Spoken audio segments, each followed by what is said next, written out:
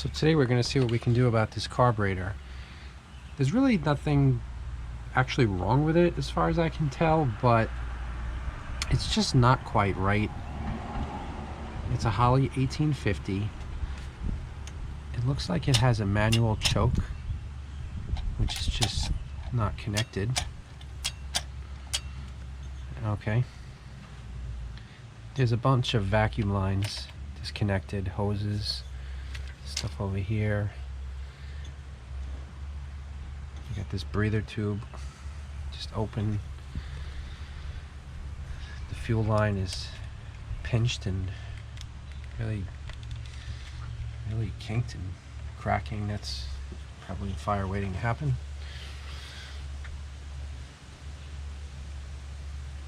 It's just not great. So my friend has a original Quadrajet, electronic Quadrajet from his '86 Monte SS that he took off of his car shortly after he first bought it, which was, back in the early 90s, I think. So it's been sitting in a box ever since. We're going to throw that on and give it a try and see what happens. Maybe we can even get the cruise control hooked up and working. So we'll see what happens. For the throttle link, they've got just a screw with a nut on the back, and for the transmission TV cable, looks like they just put a bolt on here and just jam this on. I don't even know if this position on the throttle is correct for the geometry of the TV cable. I would guess probably not. It did have this vacuum line hooked up to here, which I guess is ported vacuum. I don't know where this goes. Fuel line came off with no pressure because the car's been sitting for a couple of days, so that was good. No gas came out.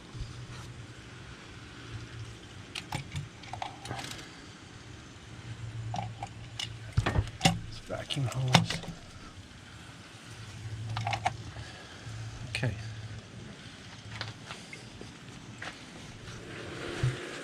There's the Qjet. I did take it apart, check everything inside. Everything was really clean. It must have been put away and stored dry. There was no sediment or any weird things. The gaskets all look good.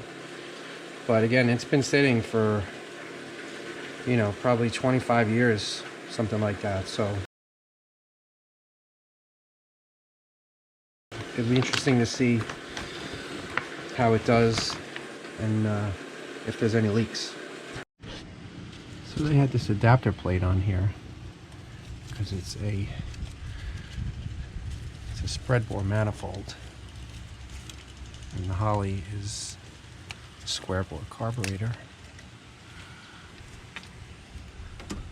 So that's not great. I mean, it's covering a lot of the. It's really covering a lot of the holes in the manifold. So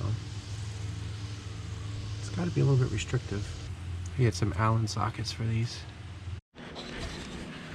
Got these Quadrajet hold down bolts from quadrajetpower.com.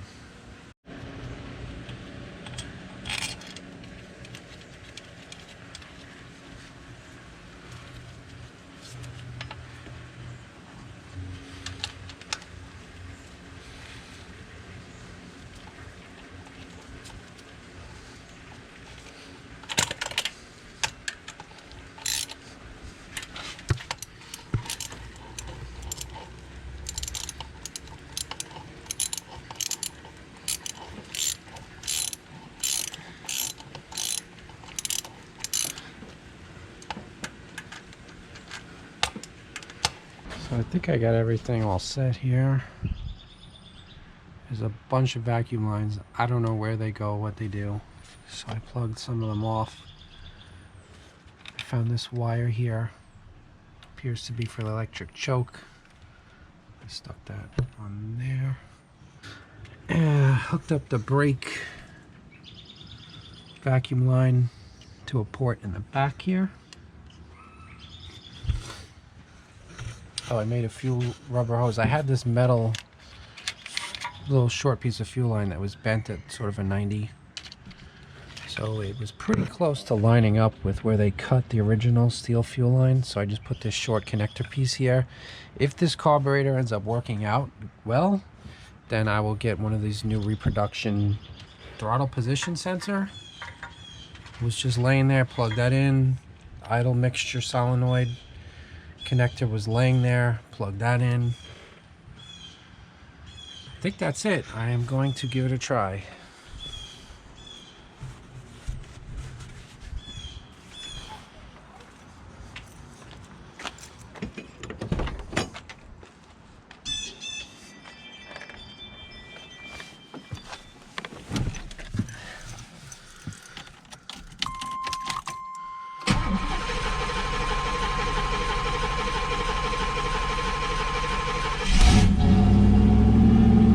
Didn't even step on the gas.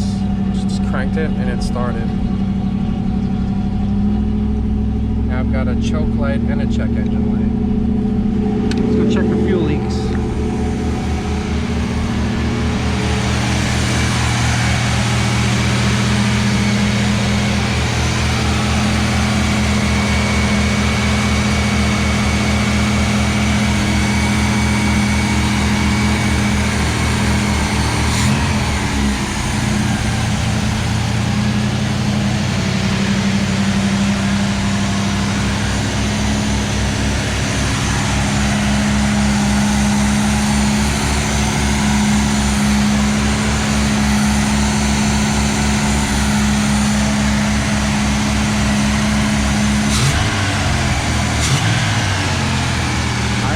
Very high.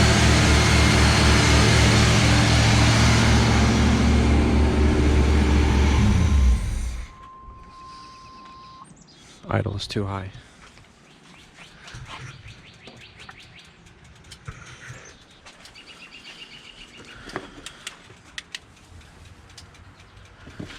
Can't believe it started right up though. Oh, idle screws are weird. It's not a screw. Got some kind of weird head on it. I have to turn it with a wrench. It's tiny. The idle was backed out all the way already.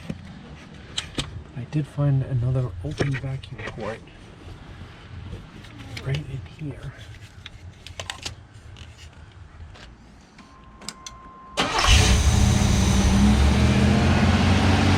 It's even higher.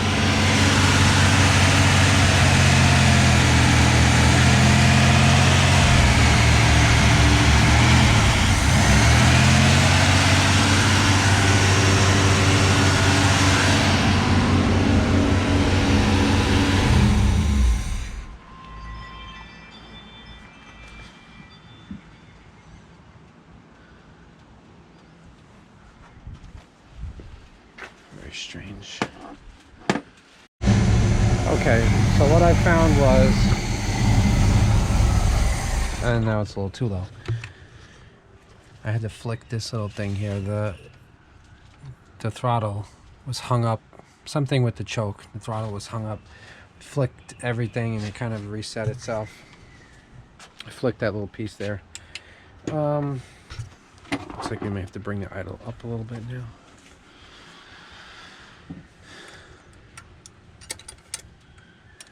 This has mixture screws too, which probably need to be set, but I just want to get it running.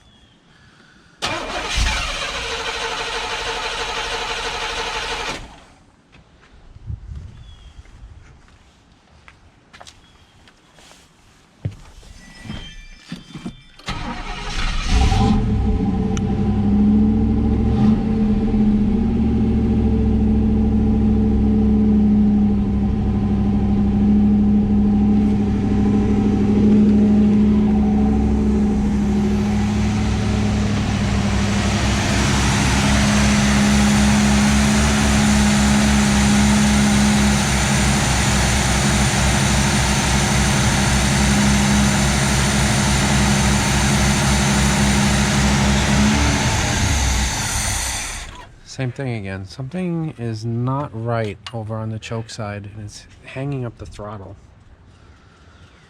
which is annoying.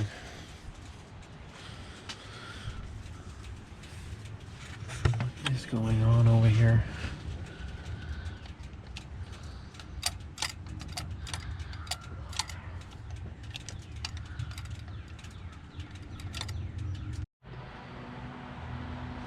So here's my theory so far. I think there's a problem with the choke. There may be other problems, but I know there's a problem with the choke. The choke is not fully opening, which I think is why it's staying on high idle. And I put a voltmeter on the choke connection right here, and we're going to start up the car and see if we should be getting 12 volts with the car running. So let's go try that.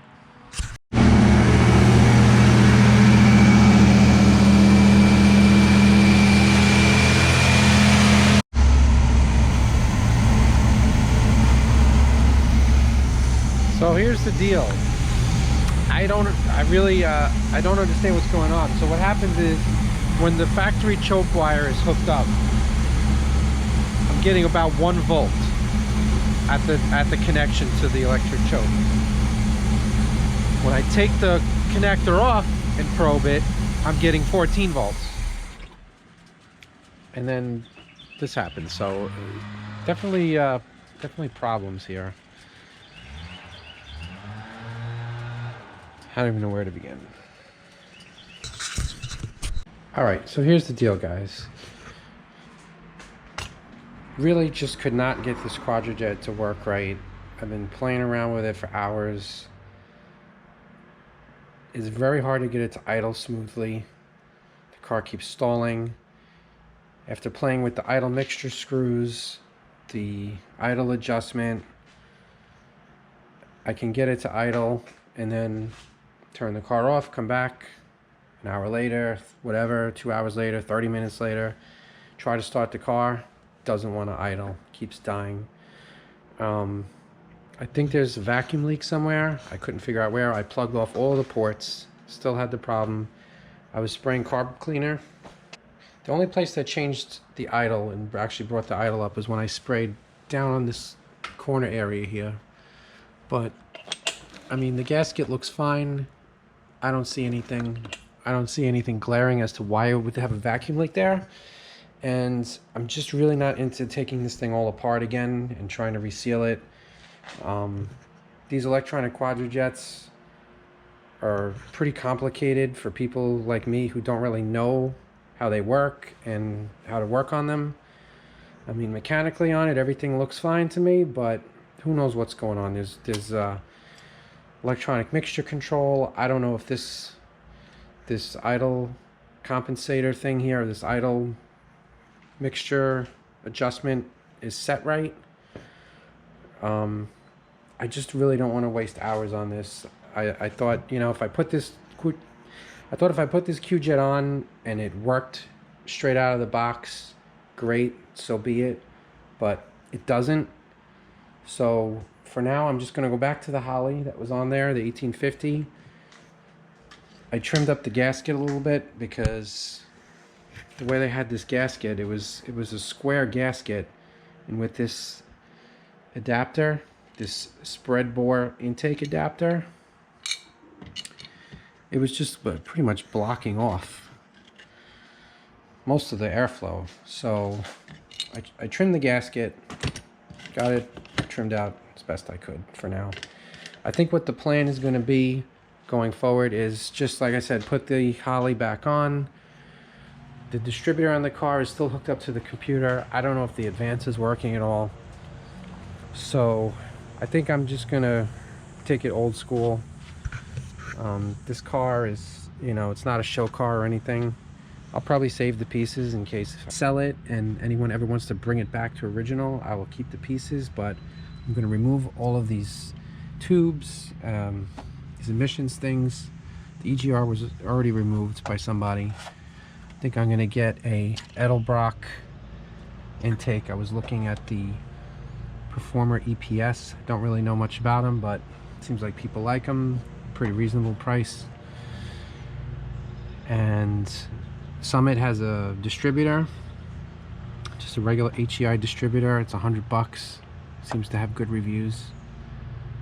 And hopefully with that and the carburetor, the Holley carburetor, I might get an electric choke conversion for it. I mean, it's fine now, but in the winter it's a little hard to start. It has a manual choke, so I guess I could either use that or convert it to electric choke. The choke kits are about $70, I think. I just want this car to run like decently. I'm not looking for anything crazy here, but it's just been frustrating. It was actually running okay the way it was, but I just have a feeling I'm leaving a lot on the table with this distributor. I don't know what it's doing. It may not be doing anything. It might not have any advance. I'm not sure if it has a built-in mechanical advance or if it's all electronic. I really don't know.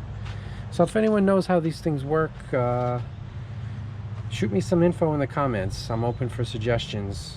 If you think I'm going in the right direction or I should do something else, let me know. I know some people are going to say convert it to EFI. Not really into that. I'm not really looking to spend a lot of money here. This was supposed to be a very low budget deal, and already having to buy a distributor and an intake. I mean, I could keep this intake, but figure while I'm changing everything, while I got the distributor out, might as well upgrade the intake, get a little bit more power. So yeah, so leave me a comment, let me know what you think, and I think I'm going to wrap this video up for now, and we'll see you with more updates soon. Thanks.